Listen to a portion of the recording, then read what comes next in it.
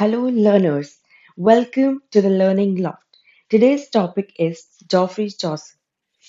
Today, we are going to discuss the biography of Geoffrey Chaucer as well as his work, The Canterbury Tales. Chaucer was born in 1340 and died in 1400, which means he was born in 14th century. वो कौन सी century का हुआ? Late 14th century का वो person है. 14th century कैसे हुई? For example, अभी 2024 चल रहा है, तो हम इसको 21st सेंचुरी बोलते हैं. 20 प्लस 1, इट्स 21. ओके. 13 में वो बॉर्न हुआ था, so 13 plus 1 is equal to 14th century. Okay. Now he is an English poet. वो एक इंग्लिश पोएट था जो कौन सी एज से बिलोंग करता था? Late middle ages. पहले क्या होता था यूरोप में? एजेस वाइज डिवाइड थे उनके लाइफ स्पैन. लाइक पहले एजेस में होते थे. जैसे 64 से पहले डार्क एज चल रहा था. Nothing was done. Nobody was writing, nobody was reading, nobody was doing anything. सब लोग खा रहे थे और बैठे थे. That's it. ठीक है. फिर आए मिडिल एजेस, जब लोगों ने लिखना शुरू किया. एंड चौसर को हम फादर ऑफ इंग्लिश लिटरेचर भी बोलते हैं because he was the first person to write. ठीक है. इन्होंने लिखना शुरू किया था. कौन से फॉर्म में लिखा था इन्होंने? एलिटरेटिव वर्स में लिखा था. हिस्टोरिकल बैकग्राउंड करते हैं. जो इनका लाइफ स्पैन है 1340 टू 1400, उसमें 100 ईयर वॉर भी हुआ था. ठीक है. उसमें क्या हुआ था? 100 ईयर वॉर. इसके बीच में इंग्लैंड एंड फ्रांस के बीच में. ठीक है. वो कहाँ पे रहते थे? इंग्लैंड में रहते थे. इंग्लैंड एंड फ्रांस के बीच में हुआ था 100 ईयर वॉर. 100 साल तक युद्ध चला था. द ब्लैक डेथ, जैसे अभी कोविड आया था. ठीक है. बहुत सारे लोग मर गए थे, वैसे ही वहां पे ब्लैक डेथ हुई थी. कोई प्लेग था जो महामारी थी, फैल गई थी और उसने 1/3 पॉपुलेशन को मार दिया था. Third is peasant revolt. जैसे मैंने बताया कि उस टाइम पे ज्यादा कुछ नहीं चल रहा था. लोग ज्यादातर फार्मर्स थे. लोग सिर्फ खेती बाड़ी करते थे, उसी पे ही बहुत ज्यादा डिपेंडेंट थे. सो पीजेंट रिवॉल्ट इज जब बहुत ज्यादा टैक्सेस लगा दिए थे उन लोगों पे. एक कॉमन सा पर्सन, एक बहुत पुअर पीजेंट है, पुअर मैन है, उस पे टैक्सेस लगा दिए थे. उनके पास पहले ही खाने को नहीं है, ऊपर से वो टैक्स और पे करेंगे. It's not easy. सो उन्होंने रिवॉल्ट किया था, उन्होंने स्ट्राइक की थी. जैसे आज भी हम खड़े हो जाते हैं अगेंस्ट, जैसे फार्मर स्ट्राइक चल रही है आजकल. ठीक है. वैसे उस टाइम पीजेंट रिवॉल्ट था. अब चौसर की बात हो रही है. He lived in the reign of 3 kings. Chaucer जब लाइक ही वॉज बॉर्न, तो कौन थे किंग? एडवर्ड थर्ड वो गद्दी पे थे. जब उनकी life span, like of course he was in his 1378. Around 1378 कौन आया था? रिचर्ड टू आया था. लेकिन जब वो मरने वाले थे, ऑलमोस्ट डेथ बेड पे थे चौसर, तब कौन आ गया था? हेनरी फोर्थ आ गए थे. ठीक है. तो ये एक पहले ऑथर है, ये पहला एक इंसान है पूरे लिटरेचर में जो 3 किंग्स की किंगशिप को देखकर गया है. ठीक है. तो 3 किंग को राज करते हुए देखकर गया है. इनको फादर ऑफ इंग्लिश लिटरेचर बोला जाता है. Right. First to be buried in Westminster Abbey. अब वेस्टमिंस्टर एबे क्या है? बेसिकली हिंदू धर्म में जलाया जाता है, वहां पे दफनाया जाता है. ठीक है. जो फॉरेन कंट्रीज है उन सब पे दफनाया जाता है. प्लस जब दफनाते हैं तो एक तो कॉमन लोगों के लिए दफनाने वाली जगह होती है, प्लस एक ना अलग सी जगह बनी होती है. उसका कुछ नाम दे देते हैं, जहाँ पे फेमस पर्सनालिटीज को दफनाया जाता है, बरी किया जाता है. सो वेस्टमिंस्टर एबे एक जगह थी जहाँ पे बहुत फेमस पर्सनालिटीज को बेरी किया गया है. अब हम कल्चरल बैकग्राउंड देखते हैं. The corruption of church and the reformation. बहुत ज्यादा चर्च में करप्शन था. ठीक है. और रिफॉर्मेशन देखा है हमने चौसर के टाइम पे. जैसे चर्च जो पादरी, जो क्लर्जी मैन होते हैं, ठीक है, या फिर जो पोप है, जो फादर, जो भी है, ठीक है, उनके वहां जैसे यहाँ पंडित है वैसे ही वहां पे पोप है. सो वो क्या करते थे कि इंडल्जेंसेस लेते थे. वो क्या होता था? पैसे लेके आपकी सीट हेवन में रिजर्व करा देते हैं. लेकिन ऐसा तो कुछ होता ही नहीं है. आपके तो कर्म होते हैं ना जो आपको हेल या हेवन में पहुंचाते हैं. तो वो क्या करते थे, नहीं नहीं आप हमें पैसे दो, हम आपकी सीट हेवन में बुक करा देते हैं। ठीक है, ये करप्शन चल रहा था चर्च में। फिर रिफॉर्मेशन कैसे आया, चौसर ने और उसके और भी साथ में को पोइट्स थे, उन्होंने लिखना शुरू किया इसके ऊपर। फिर लोग अवेयर हुए कि ऐसा कुछ नहीं होता, ये जस्ट हमें फूल बना रहे हैं, जस्ट हमें बेवकूफ बना रहे हैं। ठीक है, चौसर ने डिवाइड किया था सोसाइटी को थ्री पार्ट्स में। चौसर ने सोसाइटी को थ्री पार्ट्स में डिवाइड किया था। फर्स्ट तो होगी आपकी द चर्च, ठीक है, द क्लर्जी मैन और द चर्च। सेकंड नोबिलिटी, कौन सी है नोबिलिटी, जिसमें किंग्स आते हैं, ठीक है, इसमें राजा आते हैं, राजा के साथ काम करने वाले नाइट आते हैं।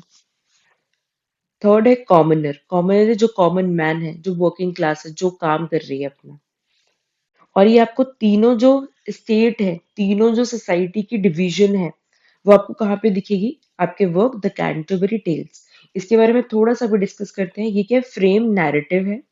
फ्रेम नैरेटिव इज, जिसमें बहुत सारे फ्रेम्स हो, अलग अलग स्टोरीज के फॉर्म में आपको समझाया गया है। क्या समझाया गया है, ये लोग बहुत सारे अलग अलग जगह से आते हैं, उनके एक्सपीरियंसेस अलग हैं, उनके ओपिनियंस अलग अलग हैं। लॉन्ग नैरेटिव पोम है ये, written in Middle English, of course Middle English में ही लिखी जाएगी ये, लैंग्वेज है, मिडिल एज में मिडिल इंग्लिश यूज होती थी। कितनी टेल्स, 24 टेल्स कवर हुई थी, 30 पिलग्रिम्स है। नाउ आप 29 भी लिख सकते हो, आप 30 भी लिख सकते हो, ठीक है, जो भी आपके प्रलोग में मेंशन्ड है आप वो लिखो, कुछ नहीं है। तो 29 पिलग्रिम्स गए थे, बट प्लस वन हम कई बार नरेटर को भी ऐड कर लेते हैं, तो इन टोटल 30 हो जाते हैं। अब कैंटरबरी टेल्स क्या करती है, वो देती है इंसाइट, आप देख सकते हो अंदर हो क्या रहा है। ठीक है, insight into individual characters as regard their lifestyle, आप देख सकते हो कि हर एक इंडिविजुअल का लाइफस्टाइल क्या है, वो क्या सोचता है, उसकी साइकोलॉजी क्या है, सोच रहा है, उसकी एक्सपीरियंसेस क्या है। आप देख सकते हो कॉम्प्लेक्सिटीज, ठीक है, और जो चौसर ने दिखाई है, क्वेश्चन की है कॉम्प्लेक्सिटीज बहुत ही ह्यूमरस वे में, मजाकिया वे में, सटायरिकल वे में। ठीक है, इसीलिए चौसर को ह्यूमरिस्ट भी बोलते हैं कई बार। लिटरेरी बैकग्राउंड, उनके वर्क्स कैसे थे, जो वो लिखते थे कैसे थे, रिलीजियस थे, मॉडर्न थे एंड डाइडैक्टिक थे। रिलीजियस क्या है, बहुत ज्यादा गॉड एंड एवरीथिंग, चर्च में मेंशन्ड होता था, गॉड की स्टोरीज मेंशन्ड होती थी, वर्चू एंड वाइस के बारे में बात की जाती थी, वर्चू एंड वाइस मीन्स अच्छा और बुरा के बारे में बात की जाती, मॉडर्न होती थी। ठीक है, बहुत ज्यादा स्टोरीज मॉडर्न होती थी, उसमें फीमेल कैरेक्टर्स दिखाएंगे, जिसमें 5 शादियां हो गई एक फीमेल कैरेक्टर की, एक वाइफ ऑफ बात आती है इसके अंदर कैंटरबरी टेल्स में, वो आपके सिलेबस में नहीं है, I am just telling you the name right now. Didactic is, जो आपको मॉरल लेसन देकर जाए, एक ऐसी स्टोरी जो आपको मॉरल लेसन देगी। उन्होंने क्या यूज किया था, एलिटरेटिव वर्ड्स यूज किया था। उन्होंने कंबाइन किया था courtly and बुर्जुआ convention of literature. Courtly is, वो किंग्स के बारे में भी लिखते थे, बुर्जुआ इज जो राइजिंग मिडिल क्लास है, सटायरिस्ट थे, सटायरिस्ट का मतलब आपको ऑलरेडी पता है, एंड ह्यूमरिस्ट थे। ये चीज मेंशन कर दोगे तो अच्छा रहेगा। The group of 30 pilgrims including poets gathers at Tabard Inn. Gathers क्या है, इकट्ठा होना, एट टेबार्ड इन, एक होटल का नाम है टेबार्ड इन, जो कहाँ पर है, साउथ वर्क में है। ठीक है, साउथ वर्क कहाँ पे है, लंदन में है। यहाँ पे क्या है, स्टोरी टेलिंग कॉन्टेस्ट हो रहा है। स्टोरी टेलिंग कॉन्टेस्ट क्या है कि जब हम रास्ते में जाएंगे तो हम बोर ना हो जाए, तो हम क्या करेंगे, स्टोरीज सुनाते हैं। जो सबसे अच्छी स्टोरी सुनाएगा वो क्या करेगा, वो विनर होगा और उसको सपर मिलेगा। Supper is dinner, SUPPER, supper is dinner. Dinner मिलेगा कहाँ पे, टबार्ड इन में, जब हम वापसी आएंगे। अच्छा, वो जा कहाँ रहे by the way, they are going to the shrine. कहाँ, कौन सी श्राइन पे, सेंट थॉमस बेकेट, वो कहाँ पे है, कैंटरबरी में। ठीक है, जैसे हम वैष्णो देवी जाते हैं, वैसे ही वो लोग, वो यात्री थे, पिलग्रिम्स इज यात्री, पिलग्रिमेज इस तीर्थ यात्रा पे जा रहे थे। और कौन सी तीर्थ यात्रा, कौन सी जगह पे जा रहे थे, वो जा रहे थे सेंट थॉमस और टॉमस बेकेट्स श्राइन। ठीक है, shrine of Saint Thomas Becket, जो कहाँ पर है, कैंटरबरी में है। अच्छा, अब जीतेगा कौन, ये कौन डिसाइड करेगा, सो हैरी बैले। हैरी बैले आपका होस्ट है, जो टबार्ट इनका होस्ट है, और वो कह रहा था कि मैं जज करूँ, जो सबसे अच्छा होगा वही सपर दे, उसको सब सपर देंगे, ठीक है, उसको सब डिनर देंगे। कैरेक्टर्स को डिस्क्राइब किया है as stock characters, an individual character represented social class. अब जितने भी लोग अलग अलग अपने जगह से आ रहे हैं, वो एक क्लास को रिप्रेजेंट करेंगे। जैसे कोई नोबिलिटी को रिप्रेजेंट करेगा। अगर हम देखें तो हमारे 3 कैरेक्टर्स कौन है, किसको रिप्रेजेंट कर रहे हैं? नाइट एंड स्क्वायर तो नोबिलिटी को रिप्रेजेंट कर रहे हैं, क्योंकि वो क्या है? नाइट है। किंग्स और उनके साथ वाले कितने भी लोग हैं, वो कौन सी क्लास में? वो नोबिलिटी की क्लास में थे। ठीक है। आगे जितने भी कैरेक्टर्स आते हैं वो हमारे सिलेबस में मेंशन नहीं है, बाकी आगे क्लर्जी मैन भी आएंगे। ठीक है, मॉन्ग होगा, फ्रायर होंगे, प्रायरस, नन फ्रायरस, बहुत सारे नन प्रायरस, बहुत सारे लोग होंगे जो किसको, जो क्लर्जी मैन को रिप्रेजेंट कर रहे होंगे। इसको कॉमनर भी होंगे बहुत सारे, लेडी ऑफ बाथ होंगे, ठीक है, लेडी ऑफ बाथ, कोई लॉयर आएगा, कोई कोई प्रोफेशन का आएगा, सो बहुत सारे कॉमनर्स भी होंगे, इवन पीजेंट्स भी होंगे कुछ उसमें। सो पिलग्रिम्स को क्यों चौसर ने इंट्रोड्यूस किया? क्योंकि वो दिखाते हैं एक सेट ऑफ सोसाइटी, वो एक सेट ऑफ सोसाइटी से बिलोंग करते हैं, और उसकी वजह से चौसर को कलेक्शन ऑफ स्टोरीज मिल गई। ठीक है। अब कैंटरबरी टेल्स का कुछ थीम, लैंग्वेज एंड स्टाइल होगा। सबसे पहले थीम्स क्या होंगे? करप्शन, करप्शन ऑफ चर्च को उसने हाईलाइट किया है। सोशल क्लास को, उसने जो 3 डिवीजन बताई थी सोसाइटी की, उसने उसमें प्रूफ किया है कि देखो यही 3 डिवीजन है, और लोग इन 3 डिवीजन से ही चलते हैं। कोर्टली लव, कोर्टली लव दिखाया है उसने। सबसे पहले नाइट को डिस्क्राइब किया, उसने बहुत अच्छे तरीके से डिस्क्राइब किया है। अगर उसके कपड़े भी गंदे थे ना, तो उसने उसको भी बोला है कि वो अभी अभी वॉर से लड़कर आया है, and this is so brave of him. कितनी बहादुरी का काम किया कर रहा है ना ये सीधा वॉर से आया और अब तीर्थ यात्रा पे जा रहा है।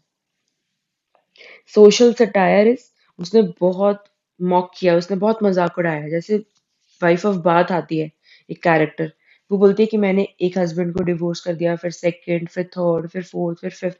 तो एक मॉकिंग वे से है कि एक लेडी कभी खुश रहती ही नहीं। ठीक है, तो इससे क्या, सोशल सटायर की सोसाइटी पे मजाक बनाना, ऐसे बहुत सारी स्टोरीज आती हैं। और क्या है? Justice and judgment. Justice and judgment is, जो स्टोरी सुनाते हैं तो उसमें क्या होता है कि जिसकी स्टोरी होती है उसमें जस्टिस दिखाता है कि अच्छाई हमेशा जीतती है, हमेशा लास्ट में अच्छा ही होता है सबके साथ। Next is your language. अच्छा, ये फर्स्ट राइटर थे जो प्रमोट किया उन्होंने मिडिल इंग्लिश। ठीक है, मिडिल इंग्लिश को उन्होंने प्रमोट किया है। ठीक है, ये पहले क्या होता था कि फ्रेंच, जैसे 100 ईयर वॉर चल रहा था, तो उसमें लोग फ्रेंच भी यूज कर रहे थे, लैटिन भी यूज कर रहे थे, बहुत सारे लैंग्वेजेस यूज कर रहे थे। बट चौसर पहले थे जिन्होंने मिडिल इंग्लिश को सपोर्ट किया था, मिडिल इंग्लिश को वो लेकर आए थे। अब लोग ज्यादा फ्रेंच, लैटिन ये सब नहीं बोल रहे थे, वो क्या बोल, मिडिल इंग्लिश बोल रहे थे। उन्होंने अपना ही वर्ड्स फॉर्म इंट्रोड्यूस किया था। एक तो वो एलिटरेटिव वर्ड्स यूज करते थे, फिर वो हीरोइक कपलेट भी यूज करते थे। उनका स्टाइल क्या था? उनका स्टाइल था कि लोग बहुत ज्यादा एंटरटेन होते थे, बहुत लाइवली था।